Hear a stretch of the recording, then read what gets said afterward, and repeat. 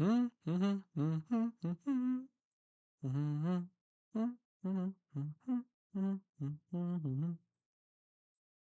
la la, na na na na na na na. Ba-dum bum bum bum ba-dum bum bum ba-dum bum ba-dum bum bum ba-dum.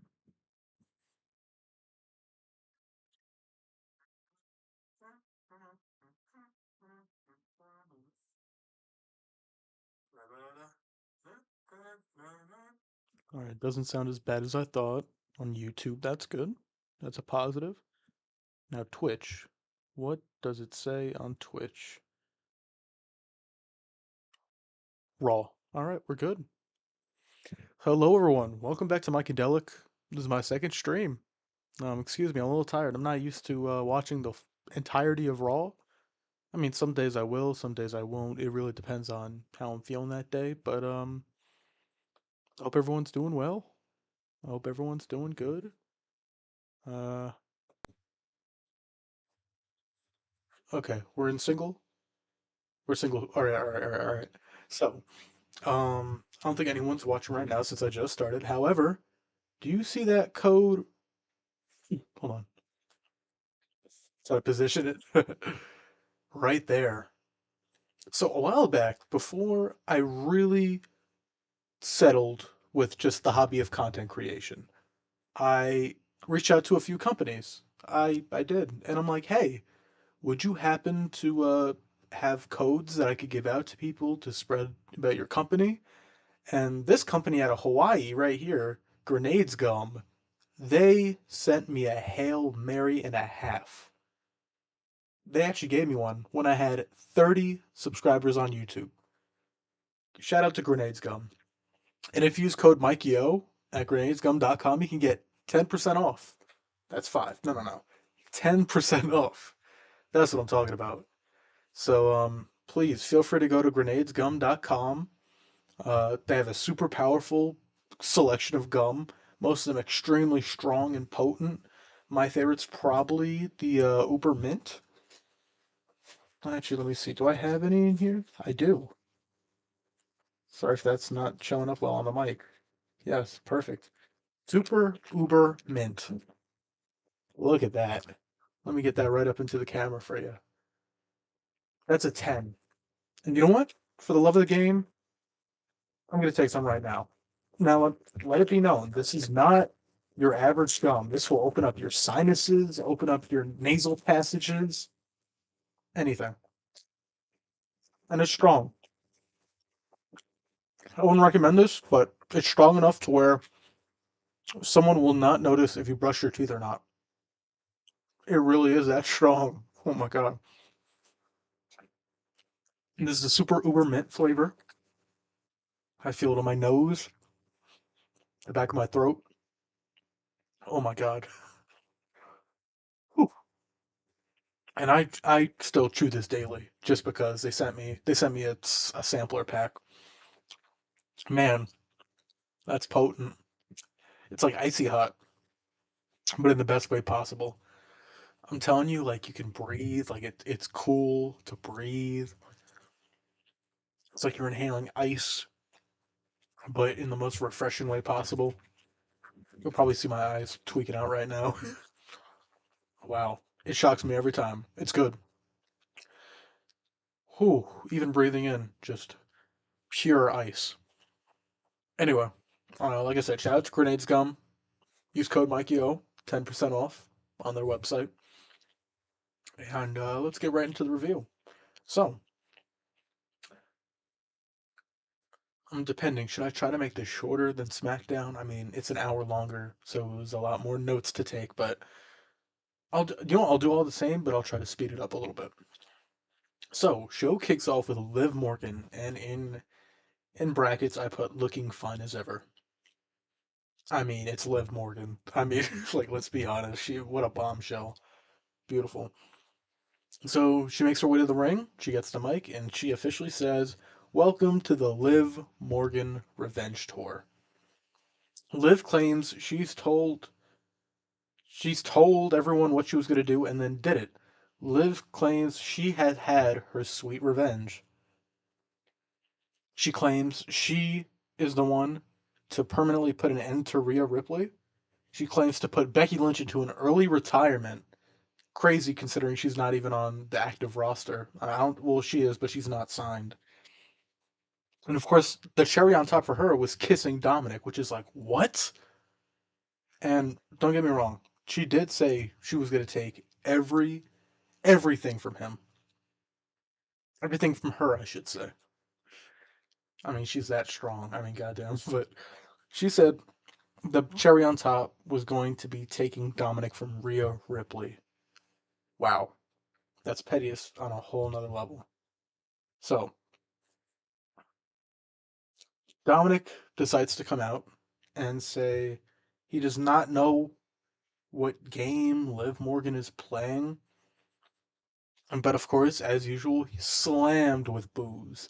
Absolutely slammed with booze. Absolutely crazy. Second of all, I need a ring light because I'm using the light from my television, but we're gonna ignore that. Anyway, Dominic he claims he doesn't know what game he's playing while being slammed with those boos. I mean, it was Hershey, Pennsylvania, man. What a crowd tonight. Good for them. They really brought it. They really brought it. One of the better U.S. crowds. What an absolute, what an absolute time. Honestly, I would have loved to gone. I'm a New Yorker, but look, I would have gone. Anyway, she claims mommy is going to kill you when she comes back and when she catches you, which I can absolutely see. However, Liv says at least she'll kill Dominic too. Yo, what up, Dean? That's what's up. Welcome to the stream, man. Welcome, welcome. Anyway, as I was saying, mommy going to kill Liv Morgan without a doubt, but Liv Morgan also claimed she's going to kill Dominic for everything that's going on. Everything, the kiss, I mean, letting Becky Lynch lose in Saudi Arabia. I mean, everything, everything, everything at all. Everything that's going on is going to be pinned on Dominic, and Dominic is going to die. He is going to die. Anyway, at this point, Liv backs him into the corner and gets very handsy. I mean, uncomfortably handsy. I mean, like all on him. It was interesting to watch. But here comes Finn Balor, and I put in my notes: Finn Balor cock blocks Dominic. I mean, I'm not. I'm not wrong. I mean, that's Finn Balor. He did what he did. He said, "Oh, I get out of the way. Get out of here, Liv. We don't want you here. The Judgment Day don't want you here." And so Liv decides to leave the ring. She said, "I'll leave for now," and then plays with his hair. Like, and then Dominic started smiling, and I'm like, brother, the baddest Australian woman, or one of the baddest Australian women, is carrying you. You are in the palm of her hand, but now you're letting Liv Morgan get to you. Don't get me wrong, Liv Morgan could get to me any day. So could Rhea. However, do you know how terrifying that is? When Rhea Ripley's gonna come back and then absolutely throw that small Latino man into the ground because he decided to accept a kiss from Liv Morgan. That's absolutely wild. Absolutely wild. Anyway, after that segment, we get a recap of Sheamus versus Kyle, the Kaiser rivalry brewing. Honestly, one of the more interesting things, Kaiser is finally getting a singles run from what it seems, and honestly, I'm perfectly fine with that. Kaiser is more than capable of putting bangers, more than capable of putting on bangers. He's just kind of been treated as the lackey, other than Vinci. He's been the main lackey. I mean, Vinci, of course, was the fall guy, but it's Kaiser. Kaiser does all all the spinning on Gunther, all the spinning and twirling on him. Sick work, absolutely sick work. But anyway, Sheamus is finally backstage, and he says, maybe Ludwig was being held back by Gunther. Maybe this is what he needs. And I'll put on banger after banger after banger with anybody, anyone I step into the ring with. But if you want to earn my respect, you gotta go toe on toe with the Celtic Warrior. And so here he goes. We get the beautiful video or the angle from behind Sheamus as he's walking out to the arena. Finally, Kevin Dunn, burn in hell. I'm sorry, that's messed up. However, my message is still very clear. Kevin Dunn, your camera work was terrible, and you should have been fired a lot sooner. Anyway, so Sheamus comes out to Written in My Face, the remix, but look, we got Written in My Face back. It's an OG theme. It's considered at least a top 10 greatest theme of all time. And so he's out there. I mean, big boy Sheamus. He put a little bit of weight on, but he's still looking as good as ever. He stretches his arm, yells "fella" as usual, and then Ludwig decides to run up and shot block him on his injured knee. Just classic heel work at its finest. Anyway, after that, they cut to commercial. When we get back, we find out that he's okay. He's okay. Sheamus is okay, and he's going to start the match. And that's exactly what happens. So, overall, they immediately start to trade blows in the middle of the ring. Sheamus overpowering Kaiser because, I mean, look at the size of him. Like, of course, Sheamus is going to beat his ass. I mean, it's as simple as that. However, Kaiser's chops, I never noticed this. Kaiser's chops are crazy. Like, absolutely wild. What? And I'm looking at Sheamus's chest and I see the fingerprint marks. I see like even the webbing. I'm like, what? Because Kaiser's chops, like I didn't know he was like that. I didn't know he was able to slap like that.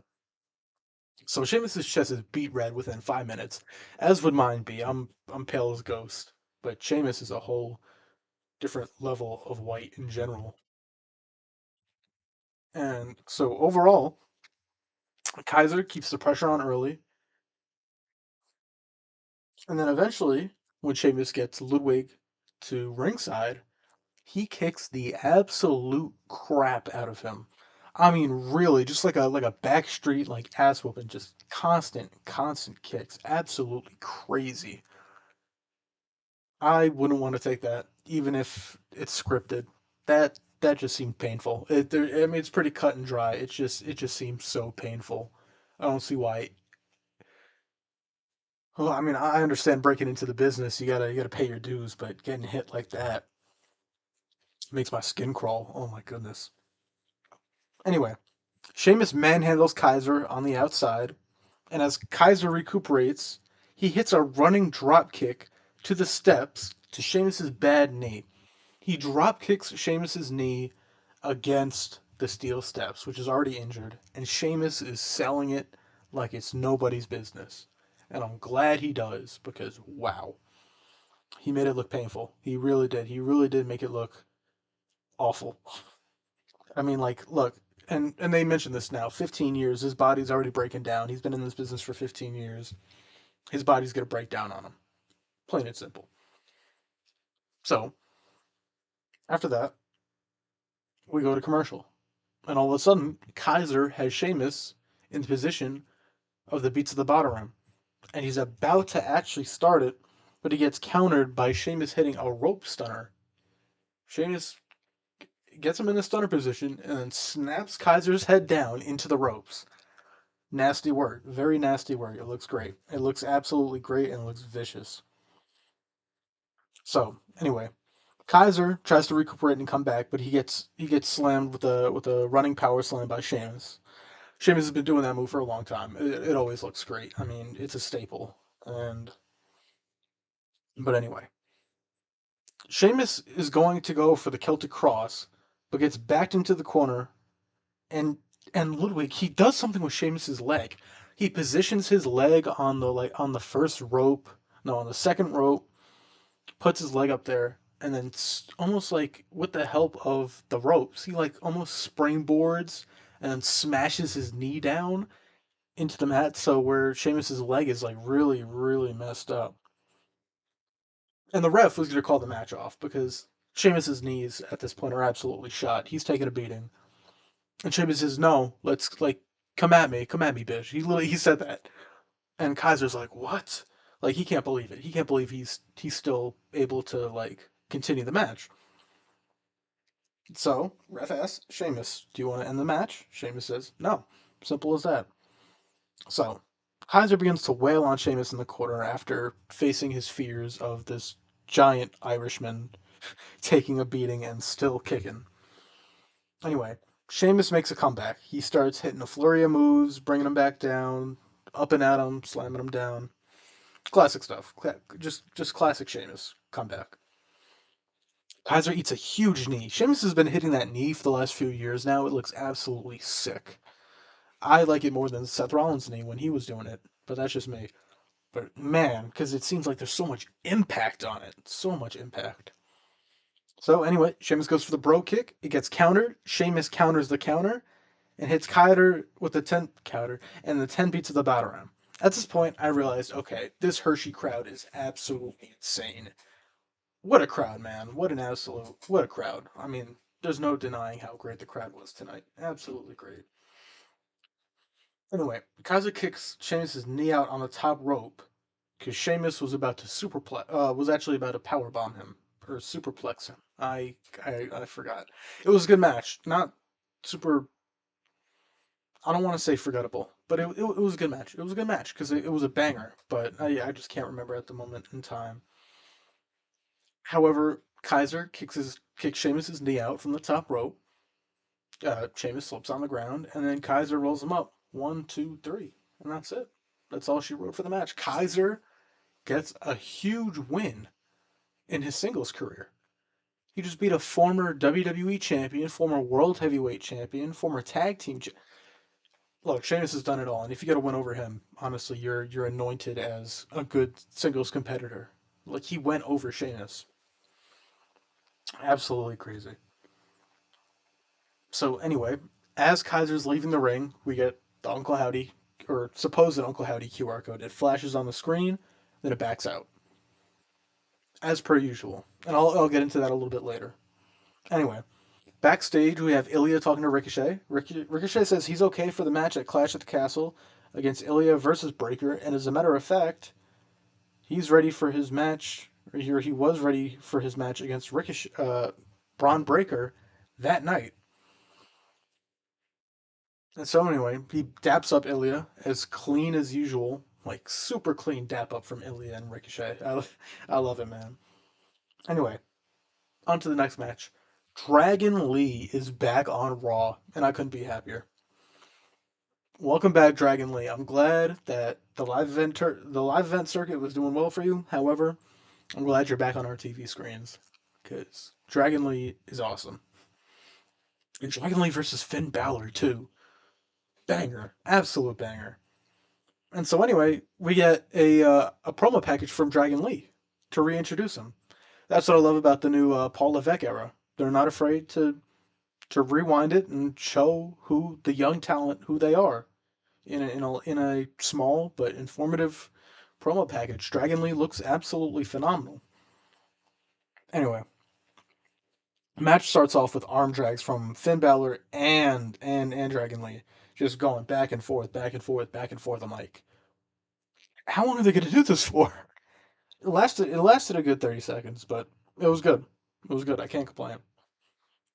Anyway, Balor starts throwing him around because Dragon Lee's still a cruiserweight. Finn Balor is light heavyweight at most. But he just starts throwing him around. Okay. Anyway, uh Dragon Lee, I mean, obviously he's gonna counter. You're literally only 2 minutes into the match. Throws Finn out, hits him with a nasty suicide dive. Absolutely beautiful. Almost didn't fully get Finn Balor, but it's okay. Every time he gets Dragon Lee scares me every time with that suicide dive. It's a good looking suicide dive, but oh, I mean he goes to the middle rope, which is like, oh, if you get your bottom feet caught on the rope, like you're taking a spill, and it looks like it's about to happen every single time. But thank God it didn't. I'm glad Dragon Lee is safe and he is okay.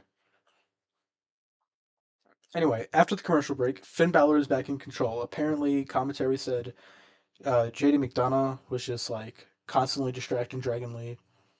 Oh well. Anyway, Dragon Lee finds some strength, has some courage, and hits a comeback with a flurry of moves and strikes, and then hits a nasty snap German suplex. Absolutely nasty. Anyway, JD at ringside annoys the shit out of Lee. Still.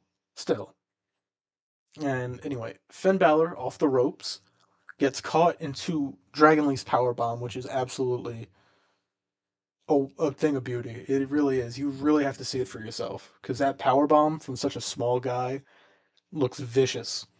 And I'm like, this is why I'm happy that Dragon Lee's back on our TV screen. We need to see more Dragon Lee. Give us more Dragon Lee. He's absolutely great. There's I haven't seen any flaws in Dragon Lee other than maybe mic work. But even then, he hasn't been given a lot of that in the first place. So who knows if we'll even see more of it? Oh well. Anyway, so all of a sudden, here comes the newest edition of the Judgment Day. I wouldn't call him that yet. However, it's Carlito. It's Carlito, and of course, Dragon Lee is on the top turnbuckle. Carlito yanks his leg, and Carlitos. Oh my god, I'm sorry. I'm tired of one. Lee's nuts collide with the top turnbuckle. What an unfortunate situation. Like there's no faking that. You're getting your leg slammed onto the top turnbuckle, which in turn leads your nether regions to get smacked, and that's exactly what happens. Ugh, no, terrible. It looks bad every time. It doesn't matter who does it. Anyway, Lee somehow persists and then dives onto Carlito in the middle of the match, and then all of a sudden he rolls through that and then kicks JD in the face. And all of a sudden, look who got too overconfident. Look who got distracted. Dragon Lee. So Dragon Lee rolls back. He tries to get it sorted, and then the shotgun drop kick into the corner. Shot into the corner, bounces off the back of the turnbuckle. Coup de grace, 1, 2, 3. Finn Balor wins because it's literally like a 3-on-1 on the outside. I mean, there's just no denying it.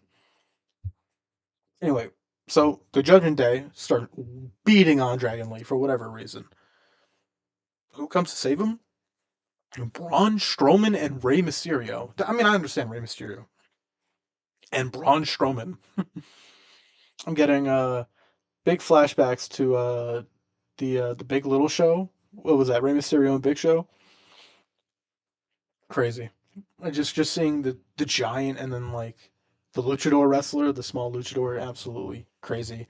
What a great like dichotomy. Like I love that. Like that's actually pretty good. And they started calling Strowman the Big SOB, and I guess McAfee likes to swear, so he called him the big son of a bitch. However, he voice cracked in the middle of it. He voice cracked when he said son of. He said son of a bitch. I'm like, what did you say? What? Like McAfee just needs to chill out sometimes. Like I love him, but like he just needs to bring it down just a notch, just a little bit. But anyway, Judgment Day retreats. Okay, this is where I found out more news during the commercial breaks. Uncle Howdy QR code is about the Firefly Funhouse. Apparently, there was a small ad in the corner for Rambling Rabbit's Bohemian Spread or something. Very weird, but look, it's Wyndham. I mean, it has Bray, it has Wyndham written all over it, and I'm very excited. I'm getting a little impatient actually, but I'm very excited for what's to come so far. Okay, let's see. What do we got next? Went through that. We went through that. Went through that. Okay, anyway. After commercial, Damian Priest tells Carlito, you need to sign up for a match against Braun Strowman right now. You have to go to Adam Pearce right now and sign up for a match. Not sign up, demand a match. And it happened later that night. But anyway, Sami Zayn shows, the Intercontinental Champion shows up to Raw. Massive pop. like I said, Hershey, great crowd. Hershey really killed it, and I find that awesome. Which is like literally just such an electric crowd, just gets me in a good mood, and it makes me want to continue to watch. It doesn't make me feel tired or sleepy, even though Raw being 3 hours can get me sleepy, like right now. Great Raw, but I'm a little tired. Anyway, Sami Zayn says Gable is a thorn in his side. He says Sammy says enough is enough, and proposes to Gable to come down out to the ring and to settle it for good. Instead of Chad Gable coming out, Maxine, Akira Tozawa, and Otis all decide to come out, and Maxine has to relay a message upon the Alpha Academy leaders uh, for him. I don't know. I'm tired. Anyway, the message essentially said, "Oh, I like train losers like into like warriors, essentially." For example, he claimed before the Alpha Academy Tozawa was a fake ninja, which was true. You could thank Vince for that. Good going, Vince. Real good going. Yeah, just love seeing Tozawa as a ninja. Anyway, he called Otis a loser who couldn't hold on to the Money in the Bank briefcase and a child, which is true because pandemic era booking and Vince booking said, "Oh, what if we just messed up? Maybe we need to give the maybe Otis isn't the right Money in the Bank holder." And he absolutely wasn't. But they should have thought about that before actually executing it at that Money in the Bank. Because as we all know, The Miz got the briefcase. Terrible booking. It was just terrible booking. And he called Maxine a Barbie doll nobody wants. That's just pretty self-explanatory, I guess. Sammy says they are worth more than the Alpha Academy and Chad Gable, saying they need to break the mindset. The same way Sami Zayn had the same mindset, like in the Bloodline. His unbridled, undying loyalty. It's gonna end right there. It really does have to end now because they are really taking a lot of abuse from Chad Gable. Anyway, so as they're pondering that idea, here comes Chad Gable from behind, clocking Sammy in the back of the head. He starts beating on him, he starts insulting him, and and then Gable is forcing Otis to hit Sami Zayn for whatever reason. He said, hit him. And Otis is very reluctant, very reluctant. He's like just shaking his head, doing his Otis thing. But he refuses, essentially. All of a sudden, Tozawa blocks Otis from Chad Gable. Like, Tozawa, like, it was like making a stand. I'm like, Tozawa? The 65 overall, making a stand? Honestly, good for him. I mean, he did a good job. He stood his ground. And then he got scolded, and then he backed down. And then, do you know who decides to help Tozawa? Maxine. So now we're in a position where all the Alpha Academy members are trying to prevent Chad Gable from insulting each other or doing something bad. Anyway, Gable tells Maxine to beg for his forgiveness, and so she does. But then Otis gets in Gable's face. He gets in his face. I mean, Otis is a big guy, but like he's been under his little brainwash routine this whole time. Anyway, Otis looks like he's about to cry, and then Sammy prevents the confrontation between Gable and Otis.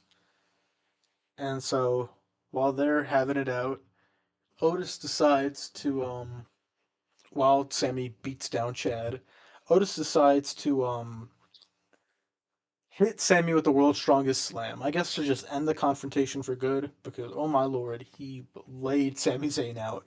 Poor Otis. He didn't deserve that. And segment end. I mean, good segment.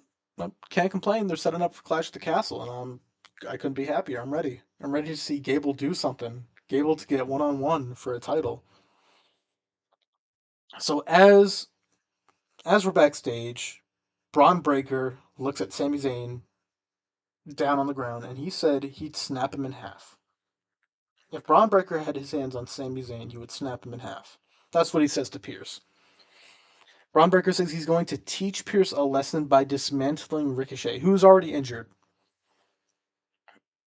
Anyway, after commercial, Gable is extremely happy with Tozawa, Maxine, and Otis because technically his attack worked. Sami Zayn got laid out.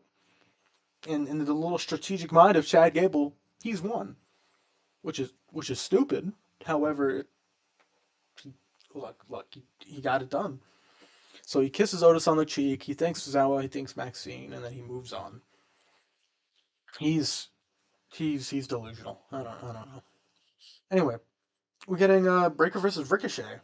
And oh, side note, Braun Breaker's new theme, terrible, absolutely terrible, absolutely terrible. I don't know whose idea that was. Absolute garbage. Anyway, Breaker is intensity, and I said he's off that roid rage. That's in my notes.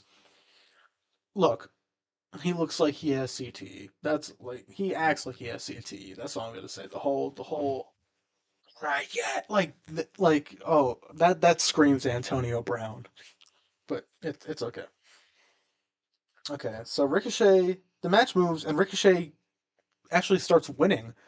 He's off to a great start. He starts just hitting hurricanranas, hitting fast-paced springboard moves on Braun Breaker. He's not catching him. He's doing good. But all of a sudden, Braun Breaker bounces off the ropes once, and then twice, and then the third time he clocks him with that clothesline, and it's so it's so disgusting. It's probably the most impactful move of the night. That clothesline is always so terrible in the best way possible. And then Braun decides to throw him. Braun Breaker decides to suplex Ricochet's already injured ribs onto the barricade outside. And Ricochet cries out in pain. I mean, I couldn't like if your ribs are completely messed up and then you just get slammed on like metal, not fun. Not fun. Anyway, after commercial, we see Braun Breaker having his way with Ricochet, just throwing him around, chucking him around, slamming him, hitting him, doing whatever he does. All of a sudden, during this, Ricochet hits a surprise tornado DDT on Braun Breaker. It looks absolutely crazy. And then hits a standing moonsault on Breaker while with his injured ribs. But anyway, Ricochet tries to tough it out. He goes for the 630. He misses, but then somehow recovers and hits Braun Breaker with a super kick. It looks absolute. This match was crazy. I love this match. This was a good match. Okay, anyway. During that whole exchange, Ricochet gets to the top again, and here comes Braun Breaker from the top and hits a Frankensteiner from the top rope. And the way he moved throughout the entire thing was absolutely crazy. Just absolutely wild. Oh my god, it's so bad to look at in the best way. It's so disgusting. After that, Ricochet's dazed and confused. And then Braun cleans him with that linebacker spear as usual. Just lays him out flat. One, two, three.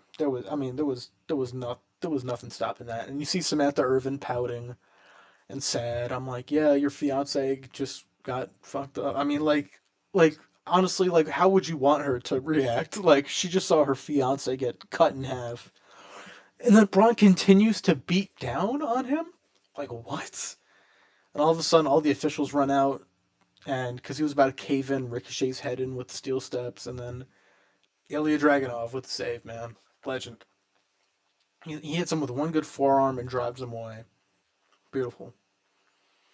Anyway, after commercial, Rey Mysterio consoles Dragon Lee and says he'll show Damian Priest who the LWO are and who the Judgment Day is messing with.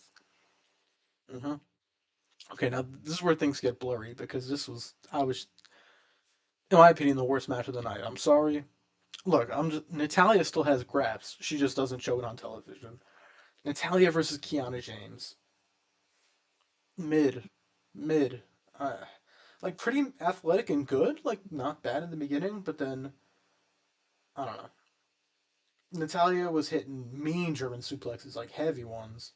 And then Natalia all of a sudden says, "Come on, Hershey!" No pop. Absolutely no pop whatsoever. Natalia, I'm so sorry. You don't deserve that. Anyway. So I looked down to take notes in my phone for half a second, and then Kiana James wins. I couldn't even tell you what move she finished her with. Kiana James just wins, which is good for Kiana because upcoming talent. And a veteran put her over, yeah. Anyway, Karen Cross talks his spiel to Xavier Words, just, oh, you can walk away from him, yeah. And he's just like, all right, screw you. And that was the end of that until later in the night where they faced off. Well, it was AOP versus the New Day, but we'll get to that. And I'm still continuing to scavenge Twitter. And what do I find?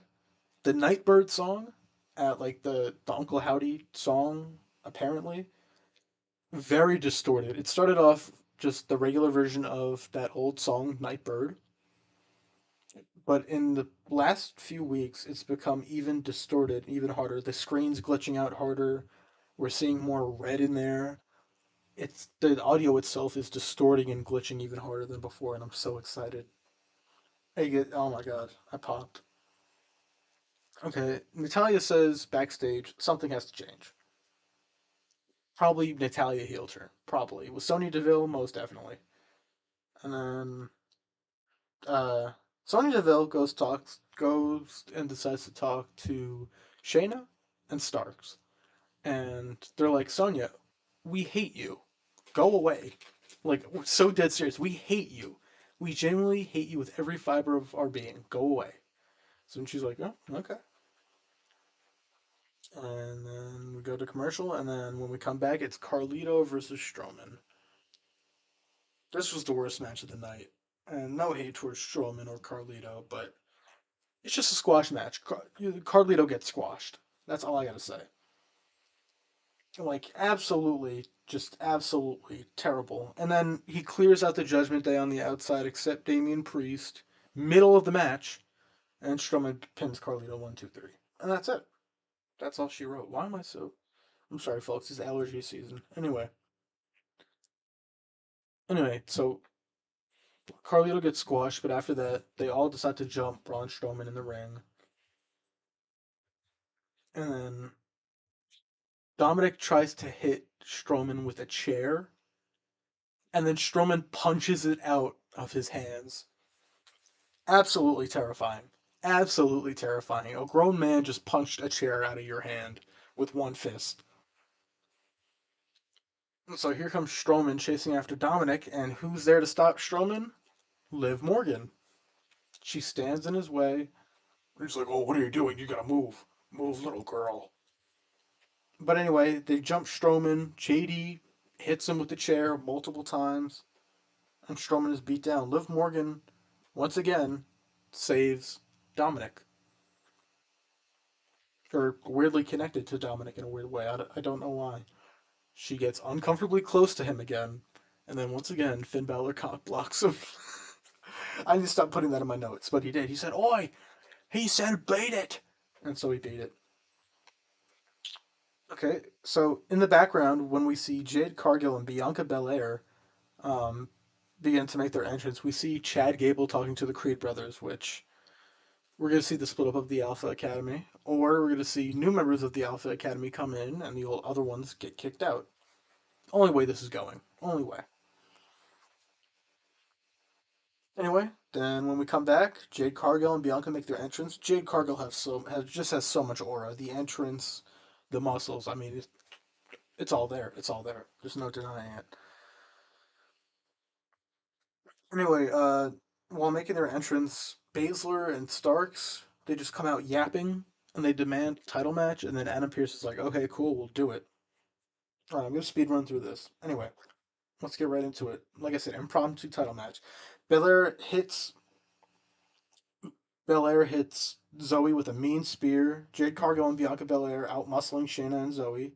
Zoe gets good air on a springboard dropkick. That is true. Jade overtakes Starks. Jade Jade and Bianca hit a double elevated standing suplex. That was cool. After commercial, just side note, Bianca's hella athletic. Crazy back and forth match. Best women's match I've seen in a while, personally. Match ends and is kind of ruined with Alba Dawn and Isla Fire. Or no, Isla Fire, Alba Dawn. Potato, potato. They run in, and they DQ the match. It's a no contest. Drew's here on Raw. He goes face to face with Priest. Heel versus heel should be cool. And Jey Uso is on Raw. He essentially goes out into the crowd, does his yeet shit. He does all of it, and then by the end of it, he's like, "All right, cool. I'm going after the Money in the Bank briefcase." To a giant pop, per usual. I mean, like let's just be honest here, like it giant pop. And then after seeing Jey Uso do it, Lyra Valkyria is like, "I'm gonna win the women's Money in the Bank briefcase," and is jumped by Io Sky, who she will face next week, which leads into AOP versus the New Day. AOP breaks down Xavier Woods. Akam prevents a hot tag to Kofi. Kofi gets distracted by Cross, leaves Xavier high and dry, and AOP decide to squash the New Day by having Xavier Woods get pinned in like 2 minutes. Crazy. Oh, also, what does Paul Ellering even do? I know he's a legend, but like, he's done nothing for the group. Nothing. Anyway, Alba and Isla talk their Scottish spiel, like the raw accent. "Oh, we're gonna see you at Clash at the Castle, yeah." It was just constant. Anyway, we get confirmation that we're getting Lyra versus Io, Otis versus Sammy, and Braun versus Ilya next week. Hopefully they don't do Ilya dirty, even though they probably will. Braun will probably be beating him clean. And then Ray versus Priest was the final match tonight. Ray came out, Damien came out, they did their thing. I mean, it ends in chaos because in the end, I mean, pretty competitive match actually. Ray was hitting his high fly, Hurricanrana is hitting his 619. He did hit a frog splash, and then all hell broke out. Braun Strowman came out, Judgment Day, just more Judgment Day chaos in general. Ray turns around, he gets South of Heaven 1, 2, 3. That was the final match of the night. I'm sorry, I'm just trying to hurry this up because I don't want to make this way too long. But anyway, if I had to rank tonight's episode, I liked it more than SmackDown. I'll give this just one a solid 8 out of 10. Not, I mean, obviously not perfect at all. However, nothing I could get mad at personally. Nothing I could get mad at other than maybe Xavier Woods getting absolutely planted and spiked into the ground. Like I understand that we might get a heel Xavier, which would be very weird.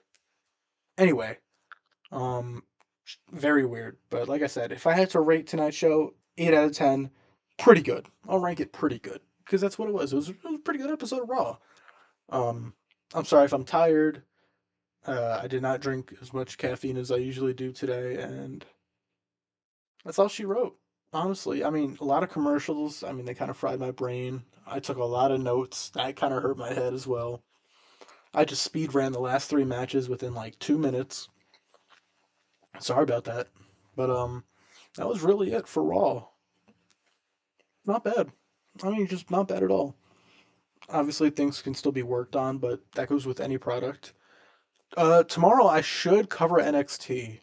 If I don't, I'm sorry, but I plan on covering NXT tomorrow, and I hope to see what the NXT talent bring. I mean, Trick Williams, we got Sexy Red, we got Noam Dar who got taken out, All Ego Ethan Page, Jordan Grace. Oh my goodness, what a shock, honestly. What an absolute shock to the system. NXT needed that, and I'm glad it did. It adds more excitement, and I think they needed a little bit more excitement on NXT. Even though Trick Williams is great, they needed that little, I don't know, that little extra, I guess, chili flake, pepper flake, just something extra, and they're doing that. So I should be covering NXT tomorrow. That's all she wrote. Go to grenadesgum.com. Oh my god, this mirroring effect. I'm still not used to it. Go to grenadesgum.com and use code MikeyO at checkout to save 10% off. It would really mean a lot. It would really help the channel. Make sure to like, comment, and subscribe. Let me know what you liked about this podcast. Podcast, what am I talking about? Let me know let me know what you liked about this review. Give me a thumbs up, a thumbs down, a comment, hopefully a follow. And that's all she wrote. This was my second review. Tomorrow should be my third. On that note, the Mycadelic review is over. Go to Grenades Gum. Get the gum. It's cheap and it's good.